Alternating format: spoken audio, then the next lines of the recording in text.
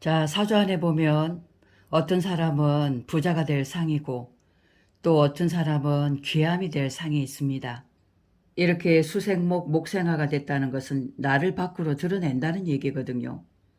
그리고 고속으로 성장, 발전하기를 원하는 사람들이고 내 모습을 밖으로 표출해내고자 하는 그런 욕망들이 큰 사람들입니다. 이렇게 수가 있으신 분들은 이미 내 실력을 갖추고 있으신 분들이고 이미 많은 것을 학습했던 분들이시고 지식이라든가 내가 가진 소양들이 굉장히 많아요. 그리고 끊임없이 학문에 대한 배우고자 하는 욕심이 굉장히 많기 때문에 여기에 관련된 어떤 자격증이라든가 그런 것을 소지하고 계신 분이다라고 볼 수 있겠죠. 이것을 통해 가지고 이 나무라는 게 쭉쭉 성장하고 뻗어나가는 겁니다. 앞으로 나아가고 클 수 있는 동력이 있다는 거거든요. 보여줄 게 있다는 겁니다. 보여줄 게 있다. 내가 가지고 있고 축적된 게 뭔가 있다는 겁니다. 그래서 이거는 성장이에요. 나의 발전이고. 그래서 내가 원하는 어떤 욕심이나 욕구를 끊임없이 성장시킨다는 겁니다. 목생화라는 것은 체험이에요, 체험. 내가 많은 것을 경험한다는 것. 그래서 그걸 토대로 세상에 보여주고자 하는 거예요. 보여주고자. 성취 욕구가 굉장히 강합니다. 이런 분들은 나의 위상이라든가 직위, 명예 이런 것을 밖으로 많이 드러내고 싶어 해요. 그래서 사주의 수생목, 목생화가 되어신 분들은 이 부자보다는 이 귀함을 선택하더라는 거죠. 그래서 뭐 좋은 직장, 좋은 대학,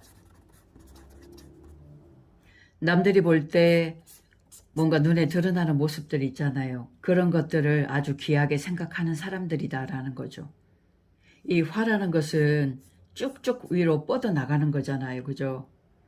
그리고 환하게 밝게 비춰지고 남들 앞에서 보여지는 그런 모습이기 때문에 목화가 잘 된 사람, 화기가 좀 크게 충천한 사람들이 유튜브를 많이 한다고 봐야 됩니다. 근데 만약에 이렇게 수가 없이 목화만 있으면 개념 없이 무조건 일을 저지르는 사람들이겠죠. 실속이 없죠. 그죠? 이 수라는 것은 내가 가진 나의 실력을 뜻하는 거잖아. 내 것이 있어야 되는 거죠. 속에 갖춘 게 없다면 아무리 목화로 나가더라도 좋은 결과를 얻기는 어렵다는 겁니다. 또한 목이 없다면 뭔가 앞으로 쭉쭉 뻗어나갈 수 있는, 클 수 있는 기회 제공이라든가 그런 동력이 없다는 거죠. 내 속에 어쩐 축적된 노하우가 없다는 그런 뜻을 얘기하기도 합니다. 그래서 이렇게 수생목, 목생화가 되었을 때 나의 직이라든가 나의 위상, 명예, 직급 이런 것에 대한 욕심을 많이 내볼 수가 있다. 그래서 부자보다는 귀함으로 나아가는 그런 경우가 되겠습니다. 부자는 금수가 많죠. 이 토라는 것은 유지예요. 안정이고 어느 정도 내 틀을 갖춘 상태다라고 볼 수 있죠. 목생화에서 화생토로 넘어간 거잖아요.